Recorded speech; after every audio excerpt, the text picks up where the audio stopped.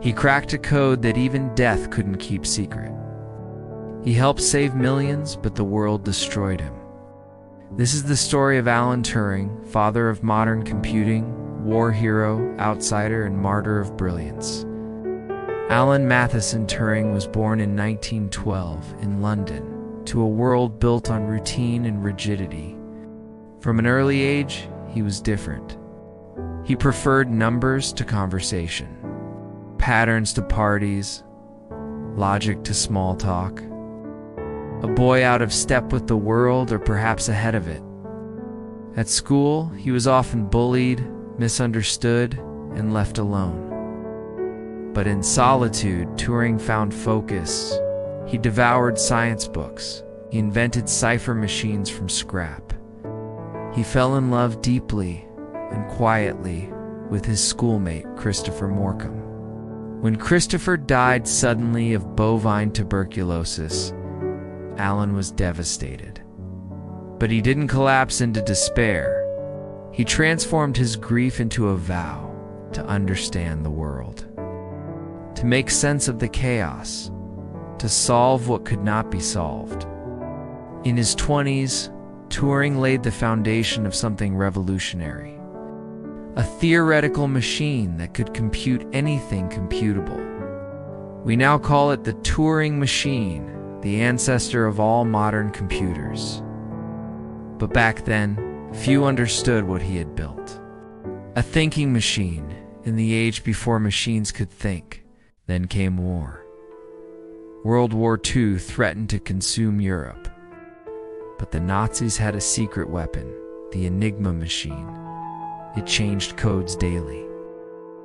Messages were scrambled in a web of 150 quintillion possibilities. Unbreakable. Enter Alan Turing. At a secret base in Bletchley Park, Turing joined Britain's code-breaking unit. He was strange, awkward, but brilliant. He built a machine, the bomb, that could break Enigma's code.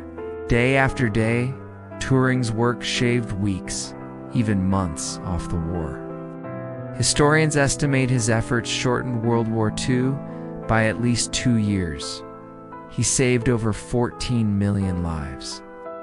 And yet, he couldn't tell a soul. His work remained classified, his victory invisible. After the war, there were no parades, no medals, just more isolation. But Turing kept building. He worked on artificial intelligence before the term even existed. He proposed a question we still wrestle with. Can machines think?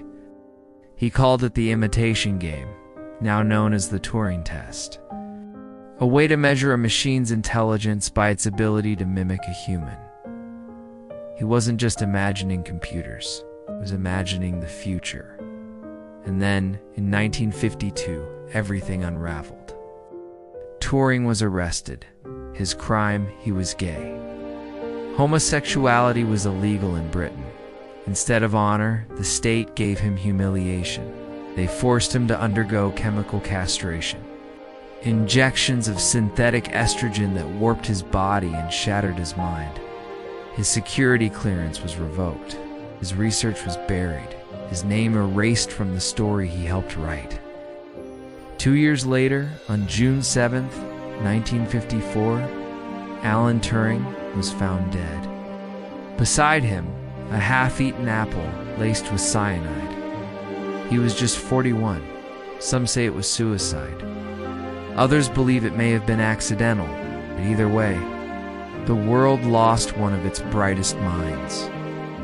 Not to war, but to ignorance. It would take nearly 60 years for Britain to say the words, "We're sorry." In 2009, Prime Minister Gordon Brown issued an official apology. In 2013, Queen Elizabeth II granted Turing a royal pardon. But the silence echoes longer than any apology. Today, every smartphone, every computer, every AI system, they carry echoes of Alan Turing's mind. He didn't just ask, "Can machines think?" He taught us to ask better questions. What is consciousness? What is intelligence? What makes us human? Alan Turing's life was a paradox.